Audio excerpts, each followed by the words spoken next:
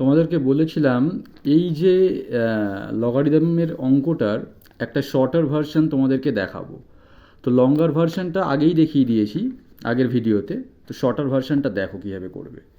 তো log 10 base 10 49, ঠিক আছে, এটাকে আমরা লিখতে পারবো 49কে 7 স্কোয়ার লিখতে পারবো, রাইট?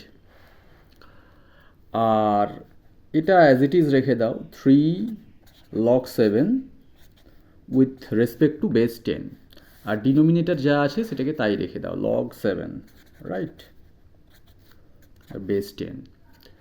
তো অ্যাকর্ডিং টু লগস প্রপার্টি 2টা সামনে চলে আসে, তাহলে কি হবে 2 log 7 with respect to base 10, আর এটা হয়ে গেল 3 log 7 with respect to base 10, আর ডিনোমিনেটারে কি আছে log 7 বেস 10।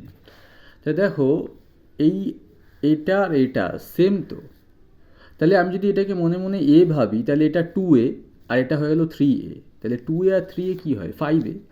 5a মানে হচ্ছে 5 into log 7 with respect to base 10, আর নিচে যা আছে তাই রেখে দাও log 7 with respect to base 10। তাহলে এই দুটো কেটে যায়, কেটে গিয়ে অ্যান্সার হয়ে গেল তোমাদের 5। ভালো লাগলে ফলো করো।